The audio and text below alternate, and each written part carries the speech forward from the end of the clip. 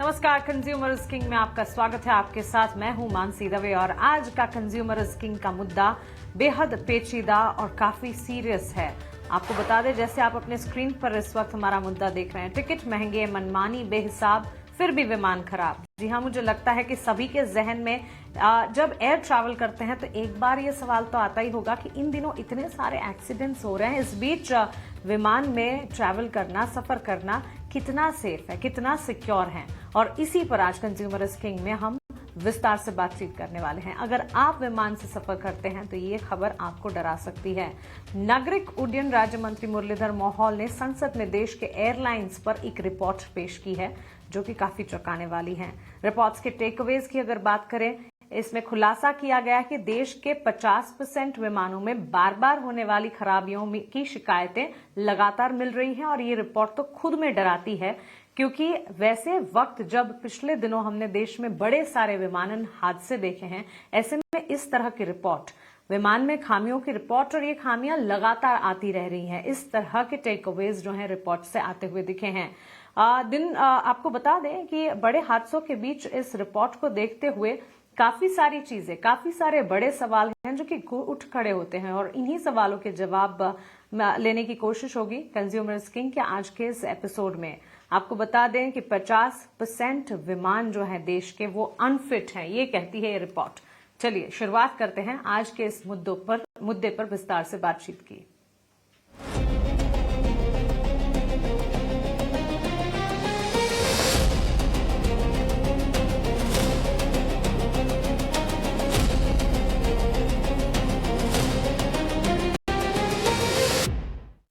मुद्दे पर बातचीत करने के लिए हमारे साथ चार अहम मेहमान जुड़ गए हैं। दमानिया एयरवे के फाउंडर परवेज दमानिया हमारे साथ है, retired navy pilot captain Shyam Kumar हैं, एक्सिस पार्टनरशिप के एमडी रतन श्रीवास्तव जी हैं, और एविएशन एक्सपर्ट सुरजीत पनेसर जी भी हैं। जेंटलमैन, आप सभी का स्वागत है ईटी नाउ स्वदेश पर। इस अहम मुद्दे पर हमसे बातचीत करने के लिए आप सभी का बहुत शुक्रिया। परवेज दमानिया जी, शुरुआत आपसे करना चाहूंगी। अभी जिस रिपोर्ट का हम जिक्र कर रहे थे, और आज के इस समय में जहां टाइम काफी इम्पोर्टेंट है, समय को बचाना काफी इम्पोर्टेंट हो चला है, लोग विमान से एयर ट्रैवल करना पसंद तो करते हैं, लेकिन साथ साथ जहन में एक सवाल भी खड़ा हो जाता है कि कितना सेफ रहा है अब ये ट्रैवल। कैसे देख रहे हैं इस पूरी सिचुएशन को आप, और इस पूरे केस की अगर बात करें, ओवरऑल क्या लागत घटाने की होड़ में एयरलाइंस मेंटेनेंस पर कटौती कर रही है और इस वजह से इस तरह के हादसे हम देख रहे हैं? आप क्या कहेंगे? इंडियन जो एयरलाइंस है, एयर इंडिया, इंडिगो, आकाशा, काफी हाई स्टैंडर्ड इंजीनियरिंग के मेंटेन करते हैं, और डीजीसीए की भी निगरानी इन पे है। तो मुझे नहीं लग रहा कि कोई भी पैसेंजर को डरना चाहिए ट्रैवल करने के बदले। हाँ, मैं मानता हूँ कि some very tragic incidents have occurred, और उसपे भी गवर्नमेंट की इंक्वायरी चालू है, लेकिन I can not blame the engineering department of these companies as responsible. I mean, see, जो रेट से अपने इधर ग्रोथ हो रहा है, there will be issues, but no airline will try and take a risk and play with lives of people. और DGCA का तो चेक ही है, इसलिए I hope the airlines realize that they have to maintain the highest standards of engineering and safety. और profit के पहले safety is priority number one. There can be no compromise on safety. If there's an issue, they should cancel the flight, reschedule the flight, but no chances should be taken as far as safety is concerned, as far as lives of consumers are concerned. I agree to that Parvez ji, लेकिन साथ साथ ये report जिसकी हम बात कर रहे थे, 50% देश के विमानों में शिकायतें दर्ज होती हैं, और ये आए दिन की खबर है, और ये रिपोर्ट उसे बयां भी कर रही है। क्या एक तरह से यात्रियों के भरोसे के साथ ये खिलवाड़ नहीं है? और साथ ही खराब विमान में सफर से जो नुकसान होगा, इसकी जिम्मेदारी किसकी है, एयरलाइंस की या फिर रेगुलेटर की? What I am trying to say, what I understand, okay, all aircrafts will have some or the other snags. I agree that. But no pilot, if there is an item that's a no-go item, where there's any kind of remotest risk to the aircraft or to lives of passengers, कोई भी engineer, कोई भी pilot वो type of aircraft sign off नहीं करेगा. Company कुछ भी कहे, कुछ भी बोले, लेकिन final decision is in the hands of the captain. If he feels there's any risk or any safety violation, the captain can refuse to take the flight and the flight can be cancelled. Or the engineering can write a snag and the flight will be delayed or cancelled. इसलिए मुझे नहीं लग रहा कोई भी pilot या engineer खुद की लाइफ पे रिस्क लेके कोई भी aircraft that is unsafe will take of.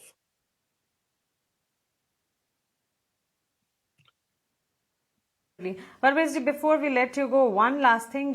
देखिए, कंज्यूमर इज किंग में हर मुद्दे पर जब हम बातचीत करते हैं, हमारे साथ एक्सपर्ट्स जुड़ते हैं, मुद्दे पर उनकी राय, आंकलन, सब कुछ, लेकिन towards the end we talk about a solution. While we let you go, आपको क्या लगता है इस सिचुएशन का एब्सोल्यूट सोल्यूशन, और क्या भारत को अब zero tolerance aviation safety policy की जरूरत है? No, no, 100% there should be zero tolerance to safety. Safety cannot be compromised. And if there's even 1% risk, the action should be taken immediately. So that is very important. We cannot take a chance with any life or any accident. And that's bound to, I'm sure the government will also see that nothing like that happens. Absolutely, thank you so much Parvez ji, हमारे साथ जुड़ने के लिए और आपकी राय इस पूरे मुद्दे पर रखने के लिए. Thanks for giving your time. हमारे साथ रतन श्रीवास्तव जी हैं, MD Axis partnership India aviation expert. Surjit Panesar ji भी हैं, एविएशन एक्सपर्ट हमारे साथ, और captain Shyam Kumar, ex warship captain, naval pilot instructor, Indian navy, हमारे साथ बने हुए हैं. रतन जी, अगला सवाल आपसे होगा. संसद की इस रिपोर्ट का हम जिक्र कर रहे हैं. इस रिपोर्ट के मुताबिक देश के 50% विमान जो हैं वो बार बार खराबी का शिकार हो रहे हैं. क्या ये सिस्टम का फेलियर कहा जाएगा? आप कैसे देखते हैं इस पूरी सिचुएशन को? ये जो आपने अभी आंकड़े बताए, वो आंकड़े तो सही हैं, मगर इसमें मैं तीन मुद्दे इसमें उठाना चाहता हूँ. सबसे पहला मुद्दा इसके अंदर जो है वो है विंटेज ऑफ द एयरक्राफ्ट. मतलब एयर इंडिया के एयरक्राफ्ट सबसे ज्यादा पुराने हैं, इसलिए उनके अंदर चेक्स में कुछ कमियां पाई जाना लाजमी है. दूसरा, इसके अंदर मैं मुद्दा ये देखता हूँ कि कौन सी कैटेगरी ऑफ डिफेक्ट्स हैं. तो इसमें एविएशन में as per civil aviation guidelines 4 तरह की कैटेगरी में डिफेक्ट्स होते हैं, ए, बी, सी और डी. ए में तो जो भी मैन्युफैक्चरर होता है उसके मुताबिक अगर इमीडिएट उसका रेक्टिफिकेशन होता है, मतलब वो फ्लाइट नहीं जा सकती. कैटेगरी ए की अगर कोई डिफेक्ट है, जैसे रडार की डिफेक्ट है या इलेक्ट्रॉनिक्स की कोई डिफेक्ट है, वो प्लेन नहीं जा सकता.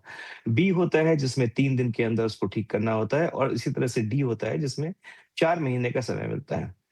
तीसरा इसके अंदर ये है कि जैसे परवेज नमानिया जी भी बोल रहे थे कि कैप्टन के ऊपर डिपेंड करता है कि वो फ्लाइट टेक ऑफ करेगी कि नहीं करेगी.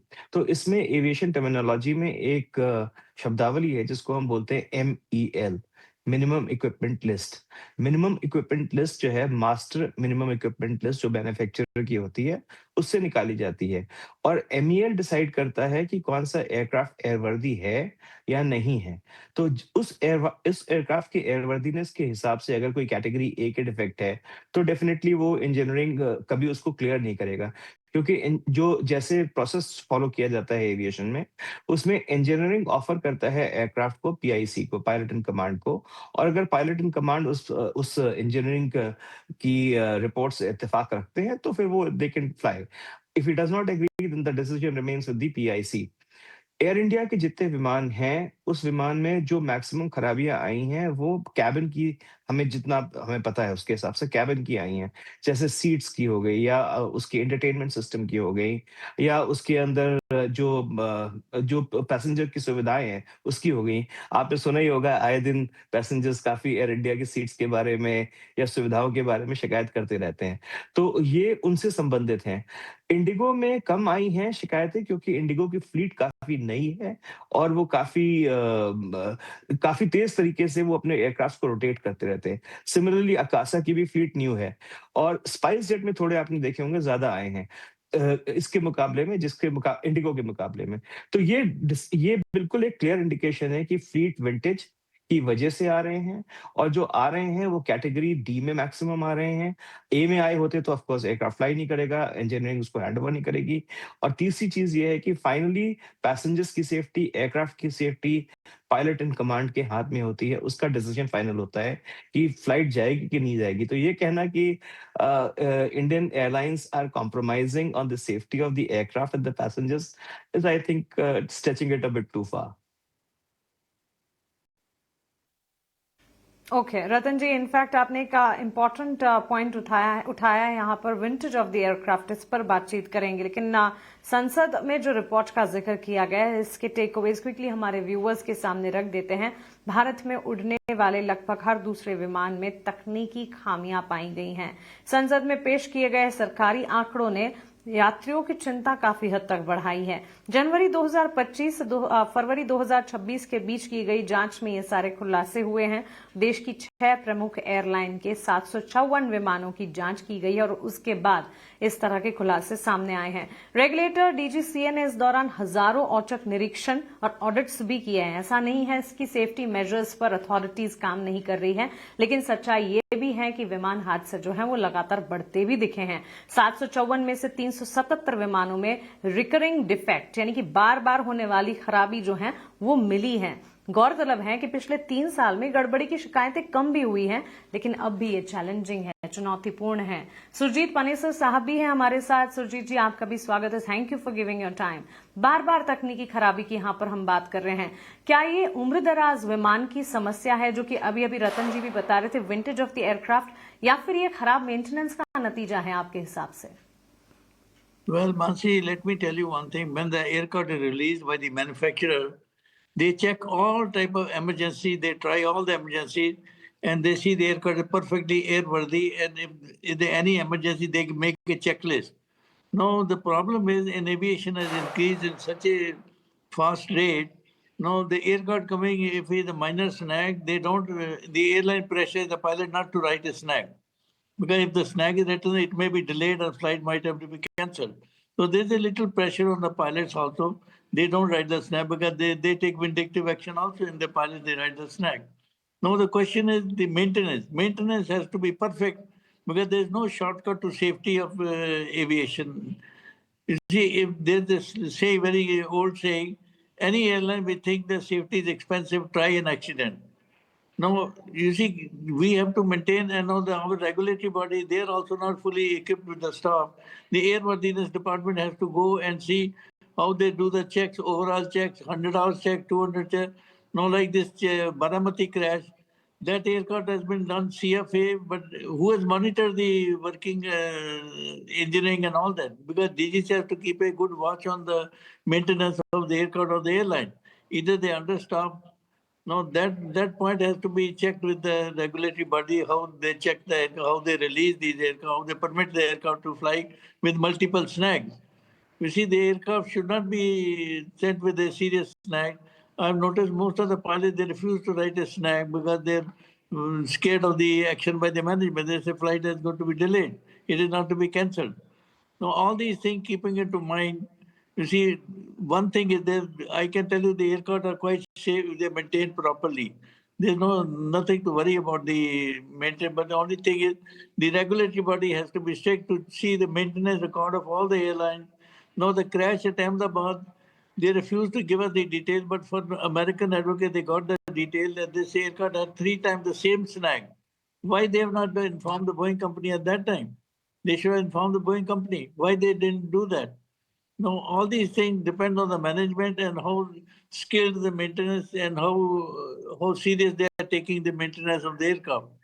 If the aircraft are maintained, I can tell you even Dakota, which is more than 100 years old, is still flying in the world because they keep a good track of maintenance and spare parts. All these things have to be maintained by the engineering department.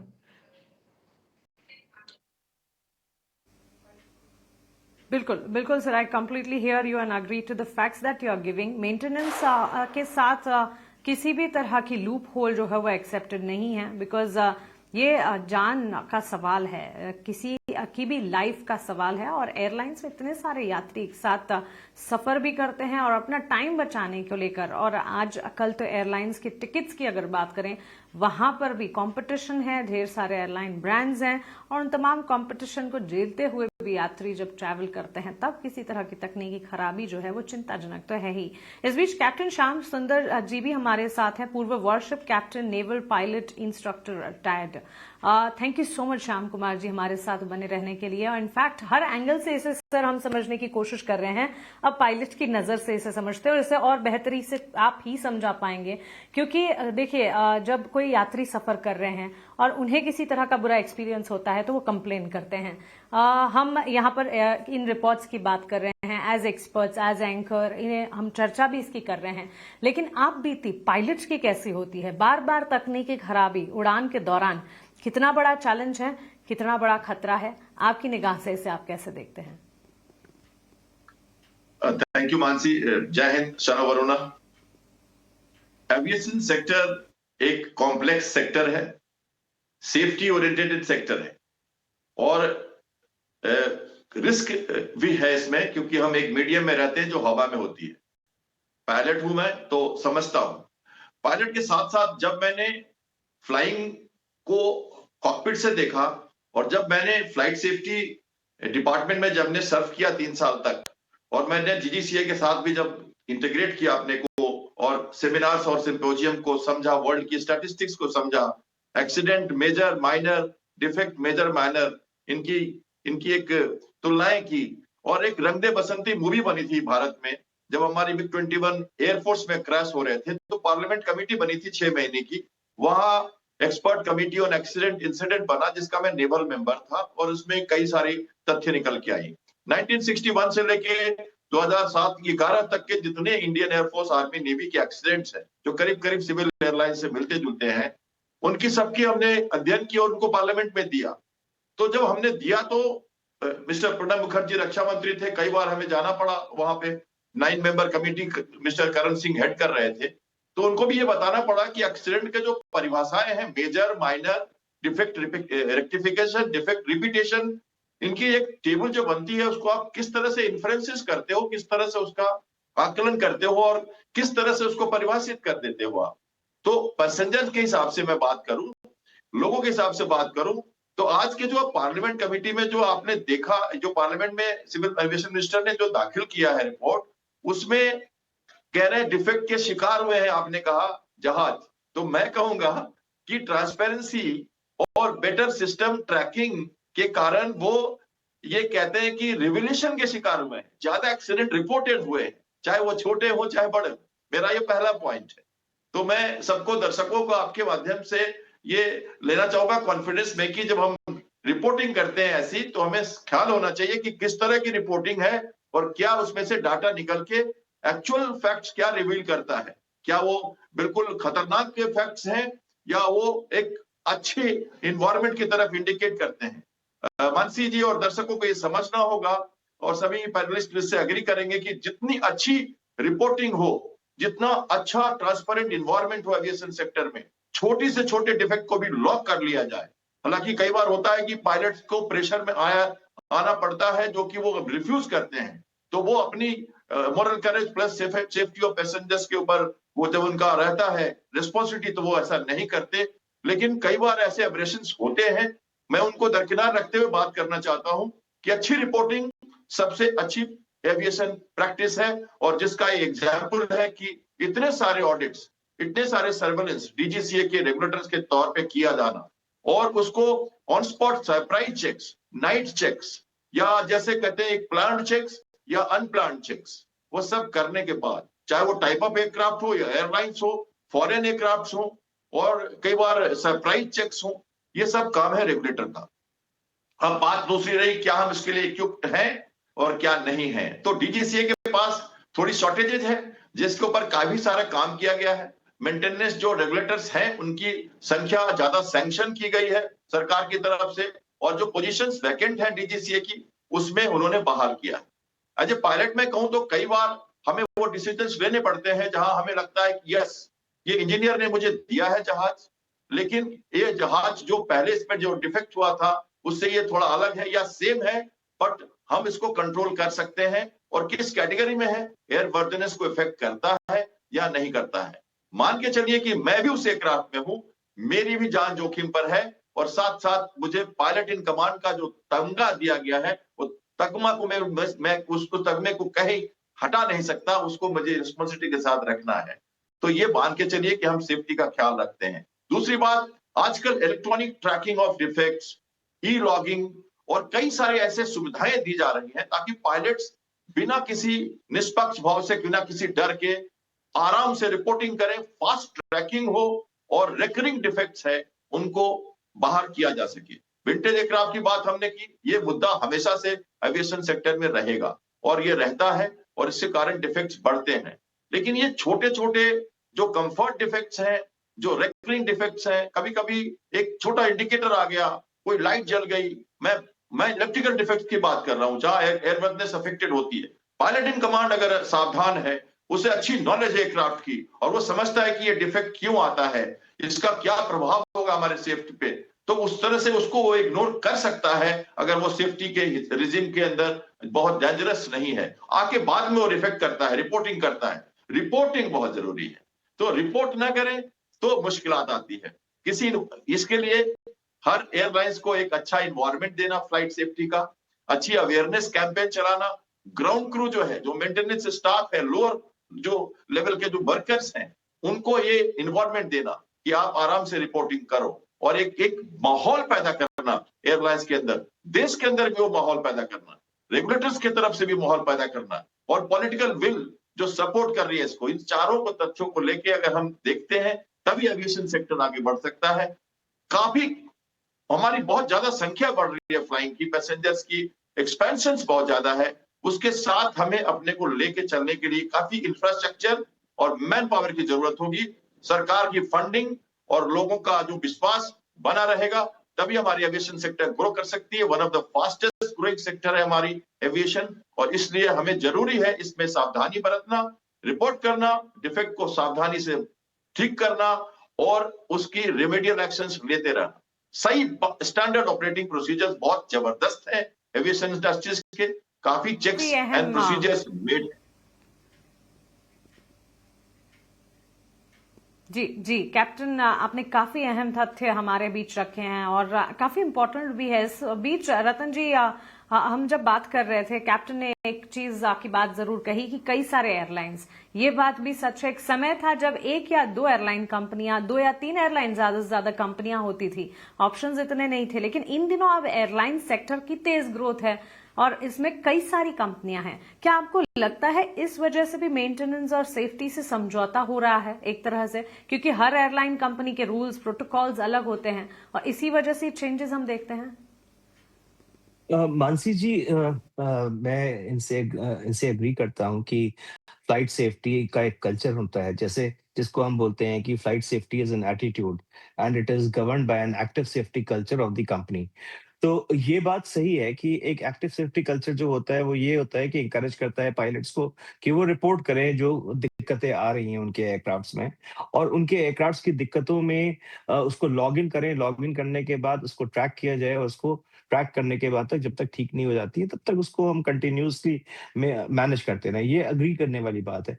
लेकिन जो आपने दूसरी बात पूछी और वो important बात है कि हमारे यहाँ कमर्शियल एयरक्राफ्ट्स, कमर्शियल एयरलाइंस बहुत बढ़ गई हैं। तो इसमें 2 तरह के दर्शकों को जानना चाहिए कि 2 तरह के इसमें ऑपरेटिंग परमिट्स होते हैं।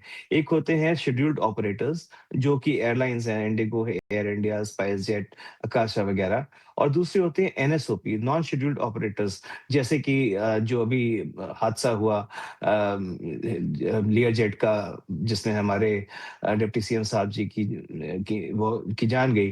तो ये जो नॉन शेड्यूल्ड ऑपरेटर्स होते हैं, they have a different, I would say, mindset on safety, which is probably more governed by saving money and trying to make the aircraft as much available as possible for flying, क्योंकि ये सारे lease पे होते हैं, इनकी lease के पैसे देने होते हैं और जितने टाइम उड़ेंगे उतना ही फायदा है कंपनियों का। तो इसमें आई थिंक कहीं कहीं एनएसओपीज, मैं ये नहीं कहता सब कर रहे हैं, लेकिन कहीं कहीं NSOPs may be cutting a few corners here and there.